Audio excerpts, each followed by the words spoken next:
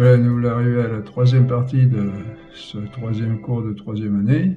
3-3-3. Maintenant, on a vu l'intelligence en Dieu, et maintenant nous voyons l'amour, deuxièmement. Voilà, nous passons maintenant à la vie de l'amour en Dieu. Nous allons procéder de la même manière que pour l'intelligence, en regardant d'abord ce qui se passe en nous, parce que nous avons été créés à l'image de Dieu.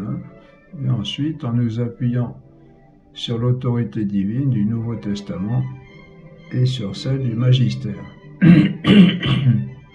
Magistère de l'Église. Qu'est-ce que l'amour en nous? Il comporte d'abord une complaisance en ce que nous connaissons. Un être nous plaît, nous tape à l'œil, comme on dit, à l'œil de notre affectivité, et fait naître en nous une attirance, un élan vers lui, un élan d'abord intérieur, avant de le faire passer dans nos actes extérieurs si nous le voulons. D'abord, l'exemple classique, je vois passer, je suis un homme, je vois passer une jolie femme, une jeune fille. Bon, on n'est pas en bois, même si on est consacré, quelque chose qui naît dans le cœur, qui fait qu'il y a une sorte d'attirance, ça réagit là-dedans. Et puis, bon, par la suite, on peut, même sans penser à mal, on peut faire passer dans les axes extérieurs, dire bonjour, et puis discuter un petit peu, etc. Et vous venez, qu'est-ce que vous faites? Alors on se souvient des deux mouvements inverses de la connaissance et de l'amour. Dans la connaissance, c'est l'objet connu qui vient dans le connaissant, et dans l'amour, c'est le contraire, c'est l'être aimant qui va vers l'aimé, rappelez. Et de même qu'avant de parler se forme en nous une parole intérieure, de même avant de nous porter vers l'aimé, se forme en nous comme un souffle d'ardeur, d'enthousiasme, d'amour, de tendance, d'entraînement vers l'aimé.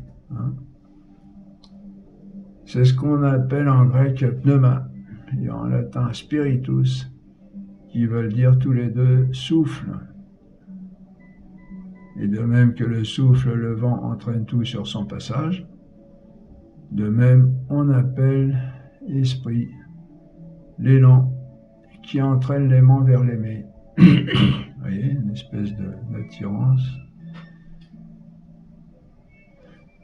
qui peut se traduire, qui peut s'appeler, qui peut se verbaliser élan, si vous voulez dire. On retrouve cela dans certaines expressions comme esprit de famille, quelque chose qui nous pousse à fréquenter la famille, ou esprit de recueillement, en plaisantant, quelque chose qui nous pousse à ramener tout à soi. Qu'en est-il en Dieu? Eh bien, on l'a dit, de même qu'un être connaissant ne peut pas faire mieux que d'aimer à l'infini, de façon absolue et parfaite, un bien infini, absolu et parfait, parce que l'amour doit être à la mesure du bien aimé, de même Dieu, à la différence que ce bien infini, absolu et parfait, c'est Dieu lui-même. Ce bien ne peut pas être externe à Dieu parce que tout ce qui n'est pas Dieu est moindre que lui. Et il est absurde d'aimer plus quelque chose de moindre. Dieu serait donc, on en a parlé déjà, Dieu serait donc absurde d'aimer en premier un bien autre que lui, moindre que lui forcément, ce qui équivaudrait pour lui à se négliger lui-même. Le bien au-dessus duquel il ne peut y en avoir d'autre, ce qui est d'autant moins possible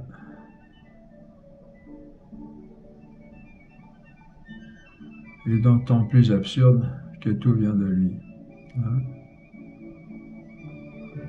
Lui, il est le bien, Dieu est le bien au-dessus duquel il ne peut pas y en avoir d'autre.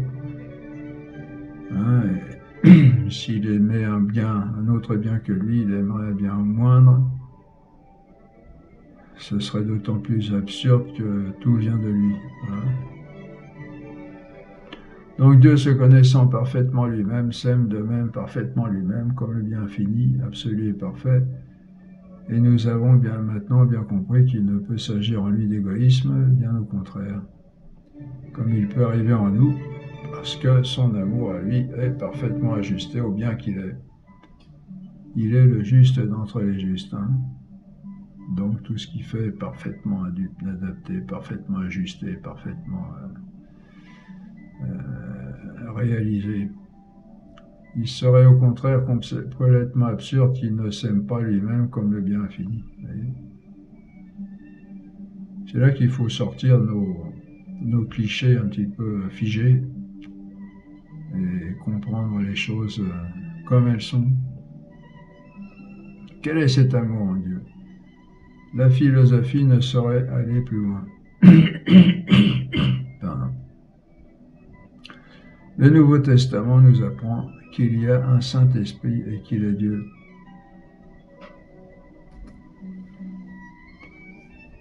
Voici quelques textes du Nouveau Testament qui nous disent qu'il y a un Saint-Esprit et qu'il est Dieu. Marc 3,29. Mais quiconque aura blasphémé contre l'Esprit Saint n'aura jamais de rémission. Il est coupable d'une faute éternelle. En latin, quia autem blasphemaverit in spiritum sanctum.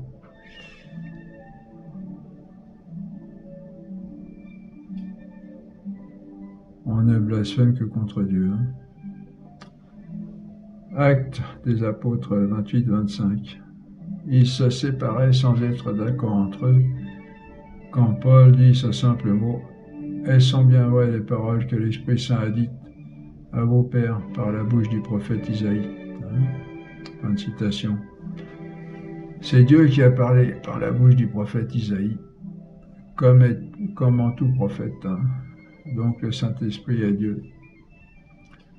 1 aux Thessaloniciens 4:8. Dès lors, qui rejette cela?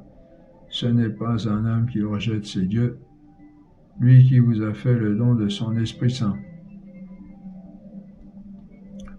En latin, spiritum suum sanctum in vobis. En grec, to pneuma autou, to aion eisemas. Hébreux 3:7. C'est pourquoi, comme le dit l'Esprit Saint, aujourd'hui, si vous entendez sa voix, fin de citation, c'est Dieu qui dit cela par sa parole. Donc le Saint-Esprit est Dieu, etc. Donc il y a bien un Saint-Esprit au témoignage de la Sainte Écriture, et il est Dieu. Et apparemment, il est bien distinct du Père et du Fils, selon l'avant-dernier de ce témoignage.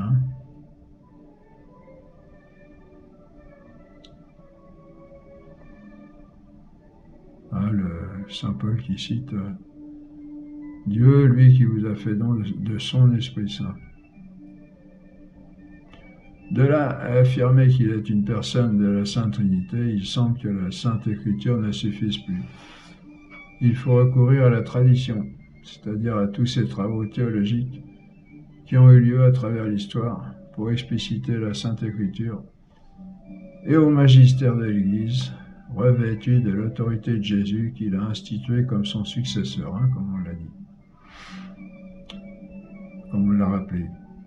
Or, par la tradition et le magistère, nous avons la certitude que le Saint-Esprit est une personne de la Sainte Trinité, la troisième personne.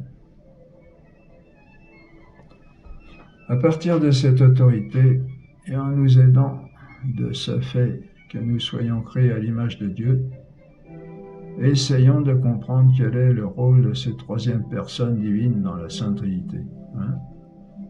Le rôle, bon, vous comprenez ce que ça veut dire, en comparant avec ce qui se passe en nous entre la connaissance et l'amour.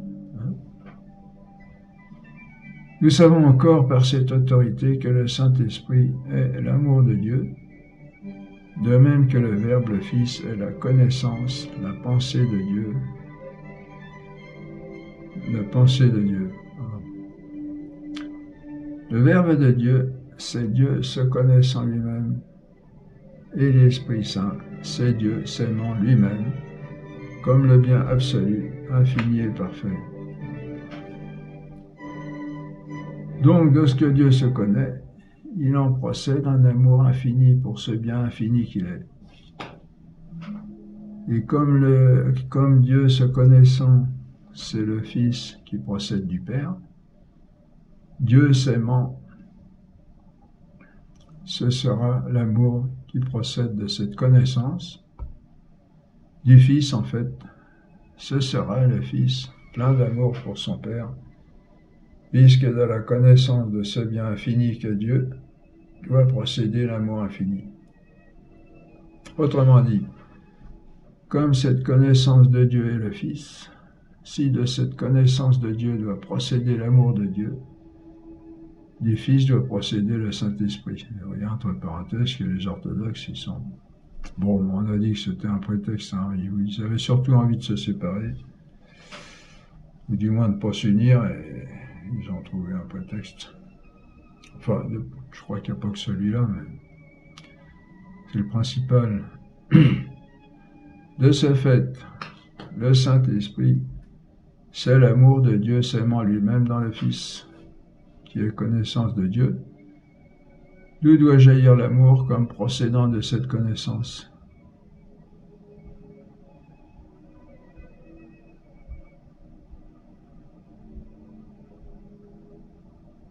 Ah non, j'ai fait une petite faute là.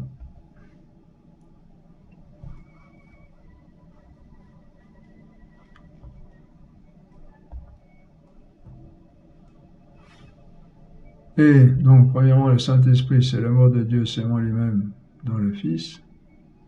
Et deuxièmement, le Saint-Esprit, c'est l'amour de Dieu s'aimant lui-même comme plein de complaisance dans cette connaissance qui est le Fils et c'est le Père qui se complaît dans son Fils. Ce dont il témoignera au baptême de Jésus en disant « Tu es mon Fils bien-aimé, en toi j'ai mis mes complaisances ». Saint Luc 3, 22, Marc 1, 11, Matthieu 3, 17. La tradition et l'autorité du magistère nous disent que le Père, s'exprimant parfaitement dans le Fils et le Fils exprimant parfaitement le Père, sont entraînés l'un vers l'autre, portés l'un vers l'autre, donnés l'un à l'autre, dans un mutuel entraînement, élan, don d'amour qui se rencontrent dans une explosion de leur amour mutuel. C'est beau, hein? Je répète, le Père s'exprimant parfaitement dans le Fils et le Fils exprimant parfaitement le Père sont entraînés l'un vers l'autre, portés l'un vers l'autre, donnés l'un à l'autre, dans un mutuel entraînement, élan, don d'amour, qui se rencontrent dans une explosion de leur amour mutuel. Et cette troisième personne divine qui est le Saint-Esprit, c'est cet élan mutuel et en même temps cette rencontre, cette union dans une explosion d'amour entre le Père et le Fils. Bon, explosion, c'est pas très poétique, mais vous voyez ce que ça veut dire. Cette troisième personne que le Saint-Esprit est Dieu autant que le Père et le Fils, sans division ni partage. Il ne fait qu'un avec le Père et le Fils, il ne se distingue du Père et du Fils que par le fait qu'il procède également du Père et du Fils comme l'amour réciproque de l'un pour l'autre. Le Saint-Esprit est donc cet élan, cette explosion éternelle d'amour entre le Père et le Fils. Nous ajoutons deux précisions à ce sujet.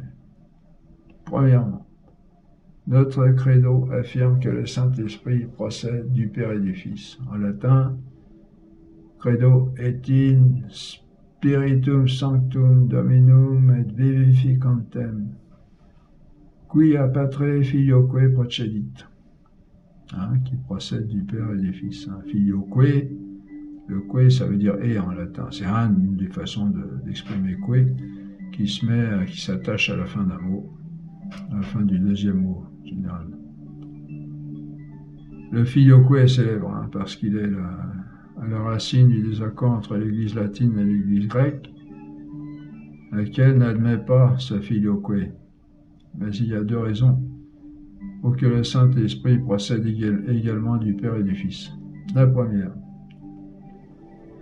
on en a parlé la dernière fois au sujet des orthodoxes, et elle découle de ce qu'on vient de dire, c'est que le Saint-Esprit procède également du Père et du Fils comme leur mutuel amour. Si le Saint-Esprit procédait du Père et non du Fils, le Père aimerait le Fils, mais le Fils n'aurait aucun amour pour son Père, ce qui est une absurdité complète, et renverse quelque chose d'essentiel dans le mystère de la Sainte Trinité, qui est l'amour mutuel le plus beau qui puisse, exister. Petit b, la seconde raison, c'est que si le Saint-Esprit procédait du Père seul et non du Fils, il y aurait entre le Père et le Fils une autre différence que d'être Père et Fils. Alors qu'entre le Père et le Fils, il n'y a pas d'autre différence que d'être Père et Fils. Mais le Père et le Fils ont un commun principe, un seul et unique principe de la procession du Saint-Esprit. Les travaux récents de théologiens ont montré qu'au fond, avec quelques précisions théologiques, nous sommes d'accord avec les églises orientales. Le Saint-Esprit procède du Père par le Fils. On peut consulter ce sujet, la somme, j'ai noté cette note, là, je ne sais plus très bien à quoi ça correspond, la somme théologique de saint Thomas, première partie, prima pars, question 36, article 3. Le désaccord porte plus sur la forme que sur le fond, et donc n'a pas vraiment de raison valable. Bon, à voir. Deuxième précision à propos du Saint-Esprit. Nous disons du Fils qu'il est engendré du Père, et c'est pourquoi on l'appelle Fils. Du Saint-Esprit, on dit qu'il procède du Père et du Fils, mais pas qu'il est engendré. Il n'est pas un second Fils. Pourquoi? Eh bien parce qu'engendrer, c'est donner naissance à un être pareil à soi. Et le Fils, nous l'avons vu, est la reproduction, l'image, l'expression du Père. Enfin, l'image au sens hautement intellectuel, pas du tout sensible. Mais le Saint-Esprit ne procède pas comme image, reproduction ou expression. Il procède comme entraînement, élan et don d'amour. Et c'est pourquoi, pour désigner la procession du Saint-Esprit, il faut un autre mot que le mot engendré. Quel sera ce mot? Nous avons parlé d'esprit en pensant que nous avons parlé d'esprit, pardon, il y a quelque chose qui est apparu là, ça a troublé un peu. Nous avons parlé d'esprit en pensant au souffle, au vent, à quelque chose qui sort du Père et du Fils, comme un souffle, un vent, quelque chose qui s'exhale du Père et du Fils. Comme le souffle provient d'un être vivant par respiration, les théologiens ont formé un néologisme à partir du latin spiratio, qui vient de spirare, souffler, respirer. Ils ont formé à partir de ces mots latins deux néologismes français, deux termes techniques, un verbe et un nom, spirer et spiration, pour désigner la procession du Saint-Esprit venant du Père et du Fils, et pour la distinguer de celle du Fils venant du Père. Vous voyez, on a la même racine que dans nos mots aspiration, expiration, respiration, vous voyez, pour faire comprendre un peu mieux. On dit alors que le Père et le Fils spirent le Saint-Esprit, et que le Saint-Esprit est spiré par le Père et le Fils. Et voilà ce qu'il faut tenir sur la Sainte Trinité selon notre foi catholique, que Dieu seul et unique est en trois personnes réellement distinctes les unes des autres, et ces trois personnes ne se distinguent que par leur relation entre elles, relation de procession, en tant que certaines procèdent d'une ou de deux autres. Pour le reste, Elles sont toutes les trois aussi entièrement Dieu l'une que les autres. Il n'y a absolument aucune distinction chez les personnes divines en ce qui regarde la divinité. Donc vous voyez que, soi-disant Allah qui parle avec tout le respect que j'ai pour les gens qui sont dans cette religion, sans vouloir insulter personne, on voit que ce Allah dans le Coran, excusez-moi, mais n'est pas très au courant de ce qui se passe chez les catholiques, parce qu'il dit qu'on associe des êtres à Dieu, alors qu'il n'y a qu'un seul Dieu. On n'associe pas des êtres à Dieu, on dit qu'il y a une distinction de personnes dans un seul Dieu.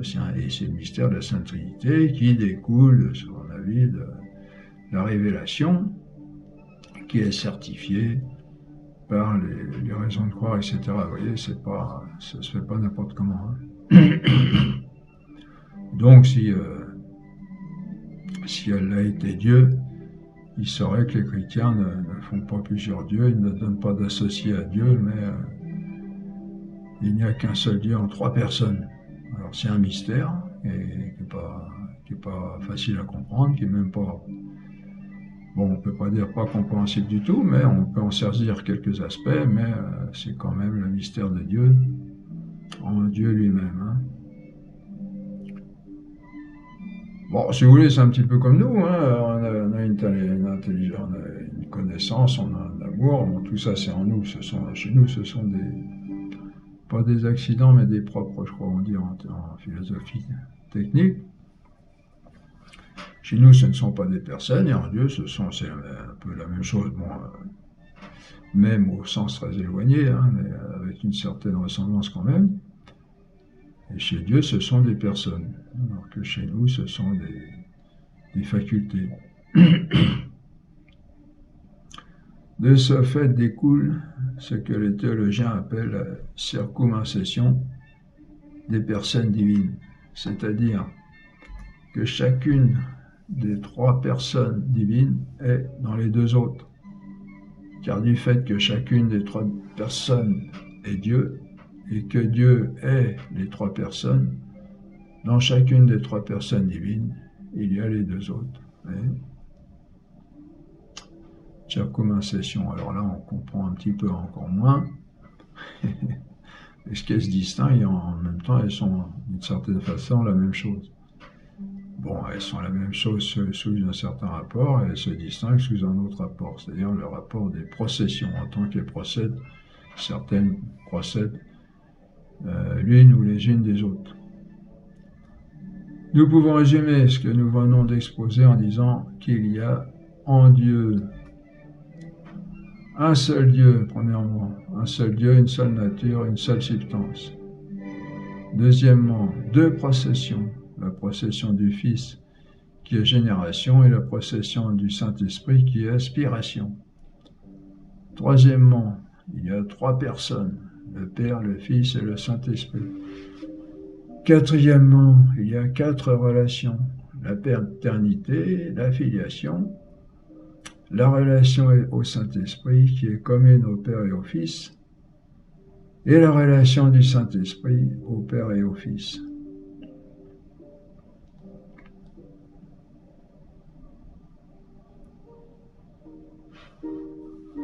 Et cinquièmement, 5 notions propres aux personnes divines, qui sont les 4 relations que l'on vient d'énumérer, plus une propre au Père qui est de ne procéder d'aucune autre. Voilà en quoi consiste la foi catholique dans le mystère de la Sainte Trinité. Alors, nous allons maintenant en compléter la connaissance en signalant les principales hérésies qui s'y opposent. Premièrement, signalons d'abord à ce niveau, on en a fait plusieurs fois mention, le fait de méconnaître l'unité de Dieu, c'est-à-dire son unité de substance en prétendant qu'il y a 3 dieux. C'est le trithéisme, c'est l'erreur que fait le Coran, que fait Allah dans le Coran, malheureusement. Ce n'est pas une hérésie chrétienne à proprement parler, c'est une conception païenne. Contre une telle erreur, la foi catholique affirme, et même la simple raison, qu'il n'y a qu'un seul Dieu, une seule substance divine.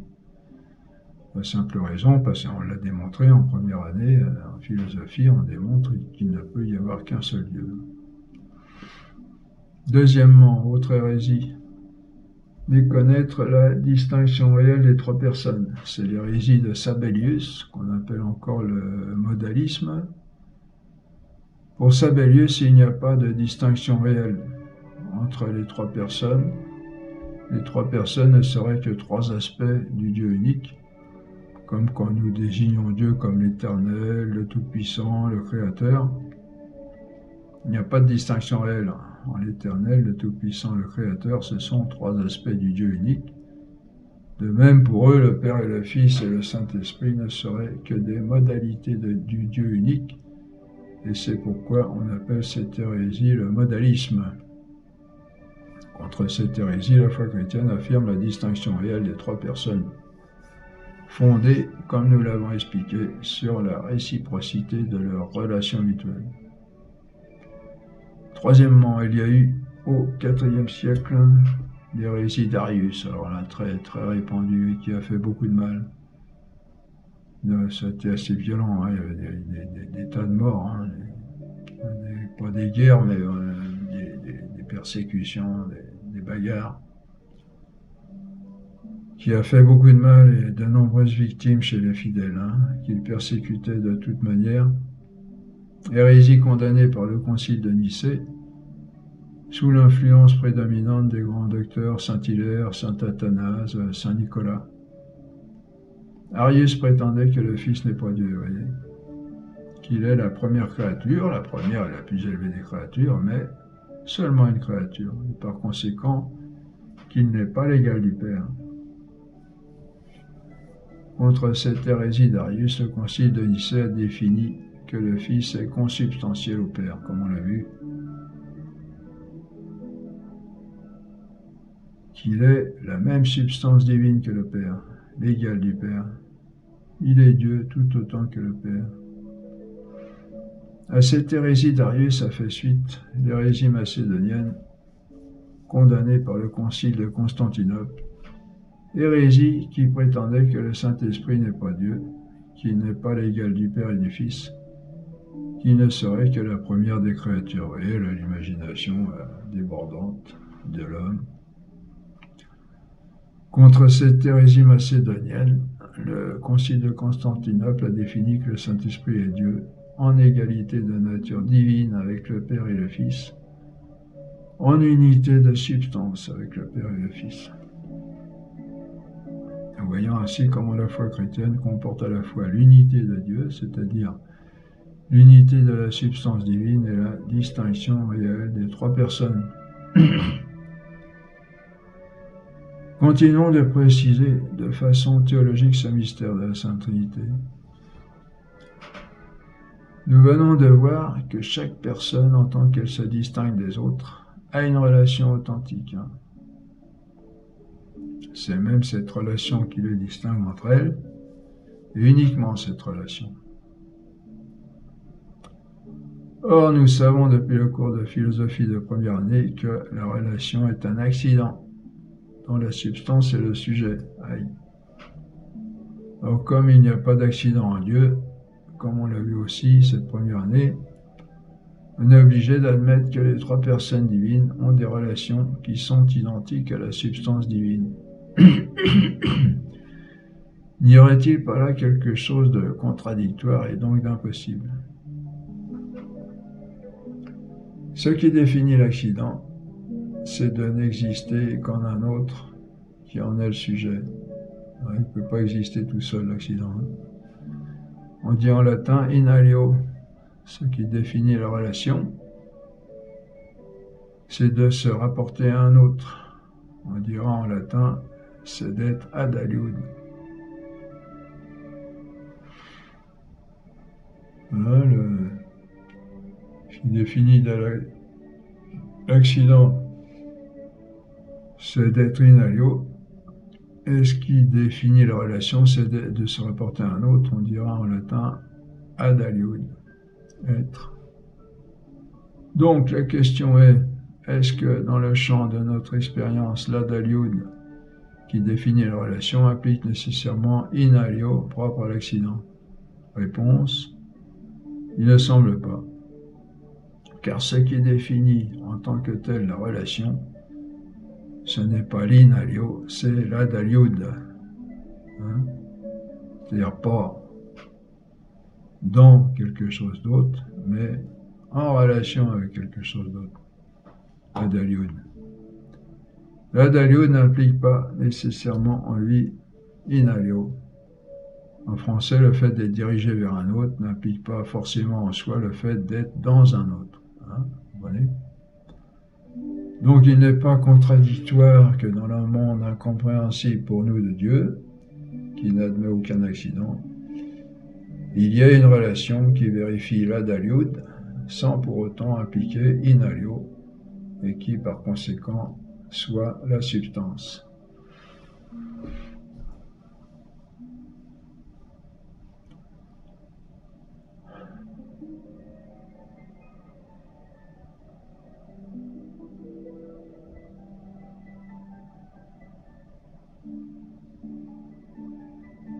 Par conséquent, il n'est pas impossible que dans le monde incompréhensible de Dieu, il faudrait plutôt dire mystérieux, le monde du mystère de Dieu, une relation puisse être identique à la substance, c'est-à-dire ne soit pas un accident reçu en elle. Bien sûr, pour mieux l'admettre, il faut ajouter que la notion de relation n'est pas univoque, sinon elle devrait toujours être un accident, mais analogue. Bon, elle fait donc partie des notions transcendantales qui, nous l'avons vu en première année, sont analogues. Bon, ça pour ceux qui veulent un peu de supérieur. Donc, dire qu'il y a en Dieu des relations qui ne sont pas des accidents, mais sont identiques à la substance, ce n'est pas contradictoire. Mais ça reste quand même assez obscur pour nous, qui ne connaissons la notion de relation qu'à partir de notre expérience, où la relation est toujours un accident. Hein? Nous confirmons ainsi ce qu'on nous avons. Voilà. Nous confirmons ainsi ce que nous avons dit du mystère de la Sainte Trinité, qu'il est quelque chose d'incompréhensible pour nous et en même temps de non contradictoire dans ce que nous pouvons en connaître, et que si ce mystère reste obscur pour nous, nous voyons que nous pouvons affirmer des vérités très précises à son sujet avec grande certitude. Vous voyez que la foi catholique, dans le mystère de la Sainte Trinité, est centrale. C'est pas n'importe quoi, hein. C'est quelque chose de très profond, de très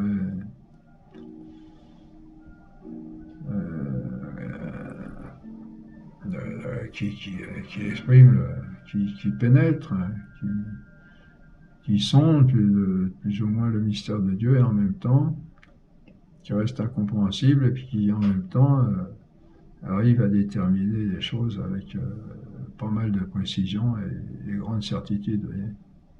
On est loin des vagues croyances d'autres religions où c'est un mélange un petit peu abracadabrant de un peu tout ce qu'on veut d'imaginaire. Hein.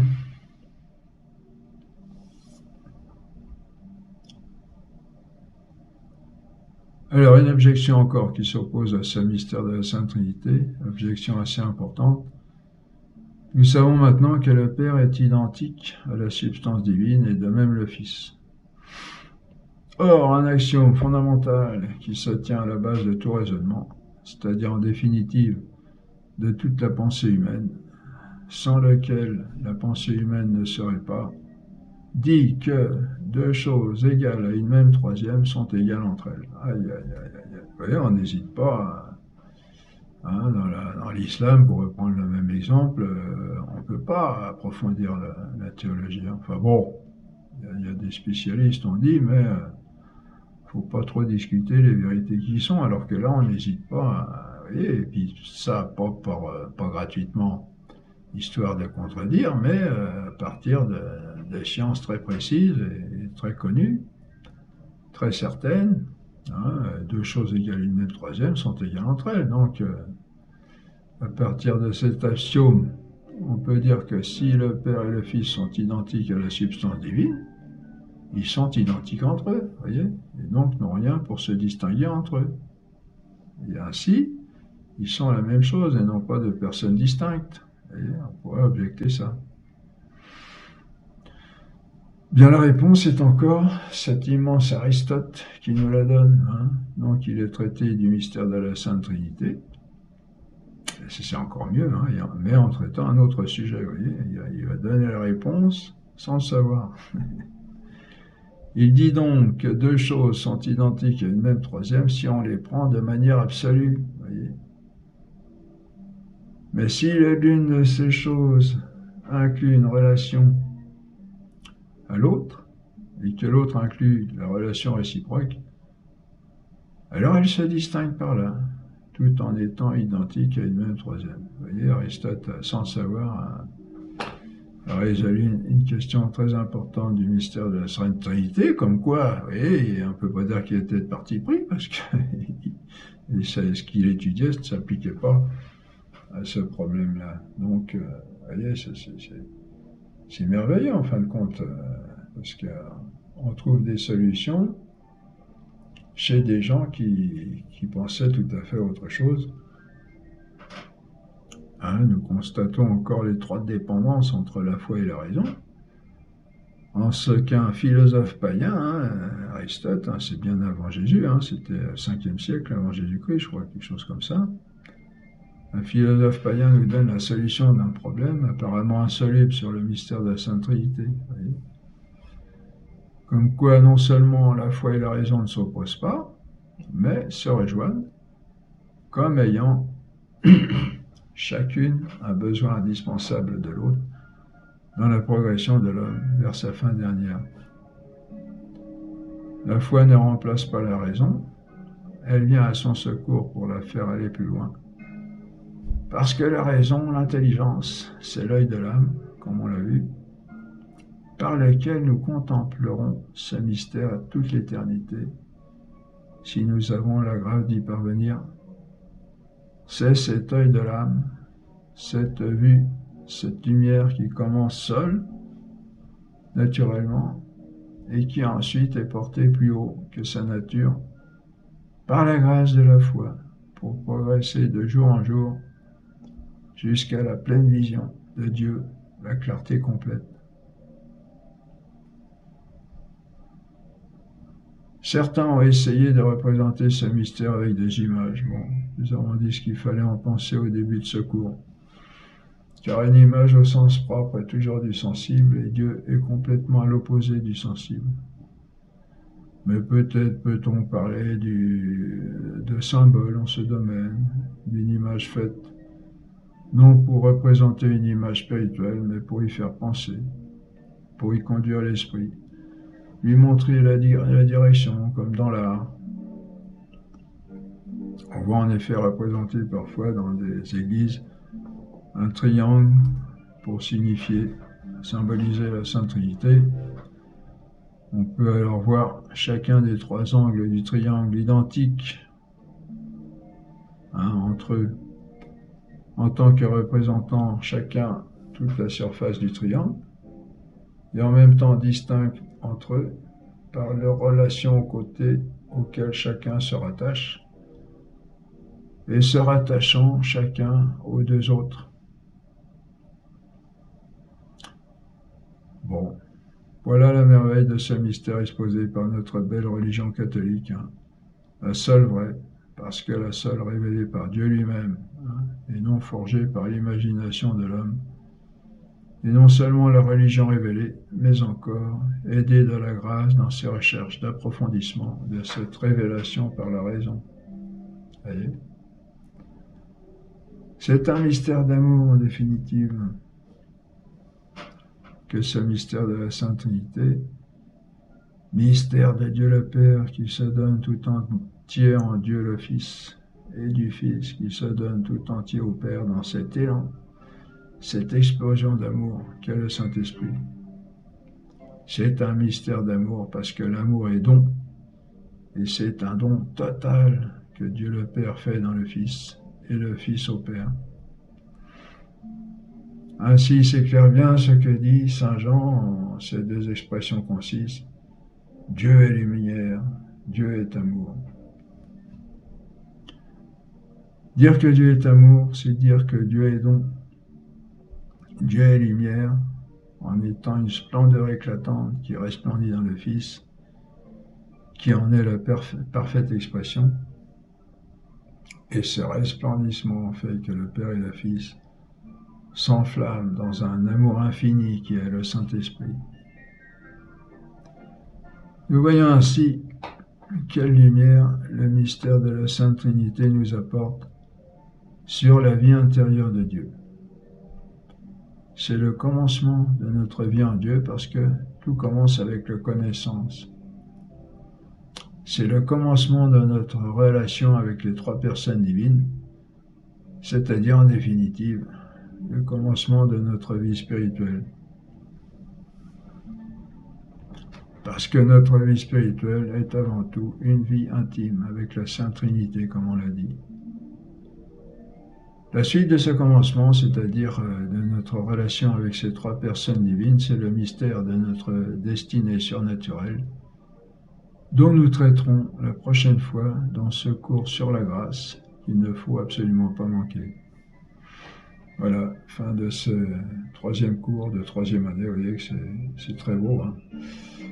Alors bon, là c'est la théorie, entrer notre mystère de notre religion catholique, entrer dans le mystère de la Sainte Trinité, dans la connaissance progressive du Père, du Fils et du Saint-Esprit, hein, progressive. Hein. Moi j'arrive au bout de 40 ans après ma conversion à commencer à découvrir le Père. Bon, il y a déjà qu'un petit peu quelques années, mais on connaît d'abord souvent, je pense, on connaît Jésus, le plus proche de nous, puisque c'est le Verbe qui s'est incarné, qui a pris notre nature humaine et qui est venu vivre parmi nous. Mais le Père reste toujours un peu mystérieux. Bon, on a des notions de paternité sur la terre, mais bon, puis qui des fois sont entachées. Hein. Un prédicateur parlait de filles qui avaient été violées par leur père. Chez elles, quand on leur parlait du Père, ça réagissait plutôt mal. Mais voilà, c'est un... Vous voyez comme notre religion est merveilleusement bien, hein, religion catholique, merveilleusement bien bâtie. Hein. Elle s'appuie sur tout ce qu'il y a de meilleur de la philosophie, enfin elle s'appuie. Oui, elle prend son départ là, et arrivé au bout de la, si on peut dire, hein, au bout de la philosophie, paf, la théologie prend le relais avec la foi, appuyée,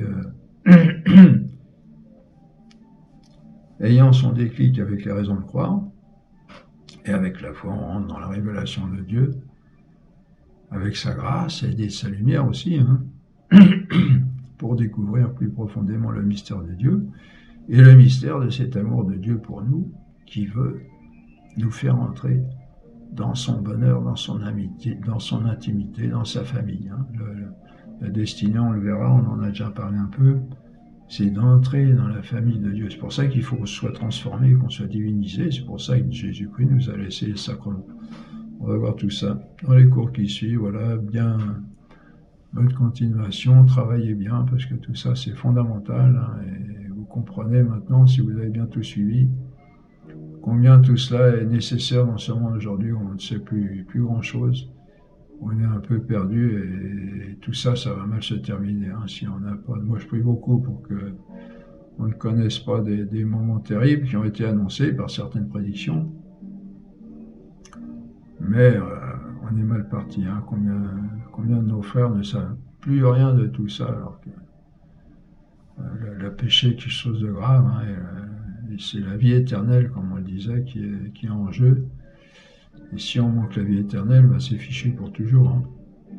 Et non seulement on n'a pas ce merveilleux bonheur que Dieu nous promet de vivre avec lui, mais en plus on va subir des choses pas possibles. Bon, voilà, alors bonne continuation, travaillez bien, priez bien, et à la prochaine fois pour le quatrième cours de cette troisième année.